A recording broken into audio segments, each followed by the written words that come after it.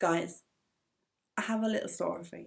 Bringing you an extra little video this week, and it is not a true crime one. You know how I love doing the little kind of random bits about Ireland, like controversies, scandals, little kind of interesting things, just to keep us all on our toes. So today's story is quite short, but it is about the fairies.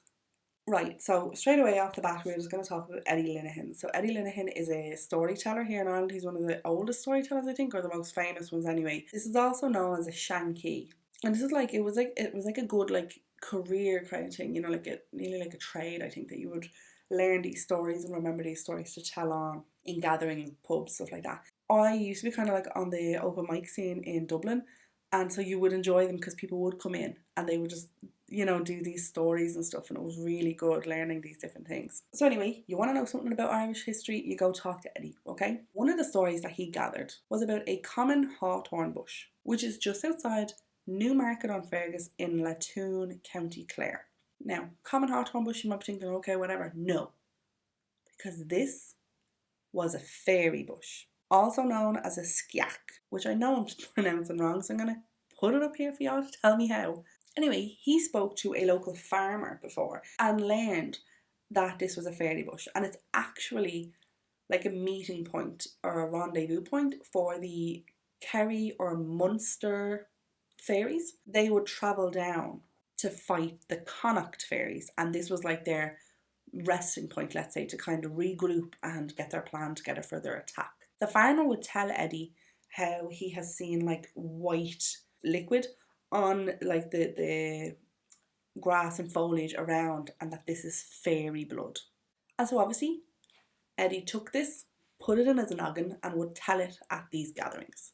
But one night in 1999 he was travelling along this area when he would see construction vehicles and workmen around the area of this bush. So he stopped his car and asked them what was going on. And they told him that they were getting ready to dig to construct the new M18, one of the new motorways. So, I mean, obviously you all know what motorways are, but the purpose of a motorway is basically to create a quicker, swifter way to get from point A to point B. And you continue building so that you can then get to point C, point D. Yeah? So this area in Latoun was basically one of Ireland's like biggest congestion black spots. So they wanted to create an easier way for people to get through. So he asked the men, well, what's going to happen to the bush? They're like, well, it'll be destroyed, because basically the plan was obviously to rip through all this area. So it's going to be destroyed. They need to make a road there. They need to take up the grass to put down the tar. I think that's how it works. But Eddie was like, you can't do that. Like, you simply just cannot do that. So immediately he started contacting like the local radio and the local newspaper, and he started a campaign to stop this happening, because he warned that if they were to destroy the fairy bush belonging to the Kerry fairies, the road would be built and there would be high road deaths on that stretch of road, because basically you will have pissed the fairies off. Eddie would write a letter published in the Irish Times. This was then picked up by the New York Times, CNN, BBC, loads of different European stations all then picked up the story and would come over to report on it. So it blew up.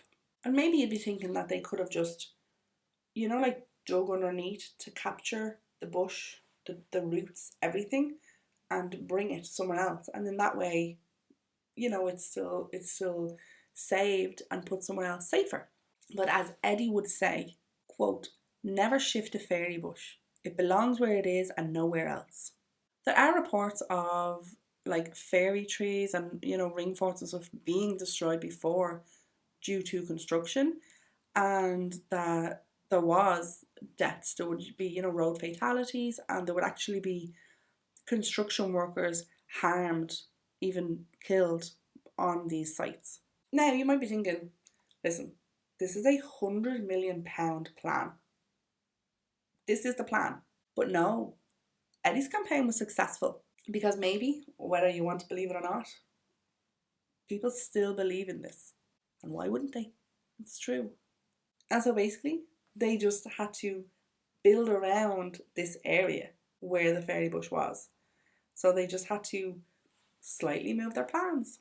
There was talk of Eddie Lenihan bringing this to court if needs be. Obviously, due to the campaign then, he didn't need to. However, there is an Irish Times article where I'll actually put a link to it because it's kind of interesting to read, but she's contacting, the author is contacting these different people with regards to fairies and stuff. And so she contacts the Bar Council of Ireland, so all the solicitors and barristers and stuff.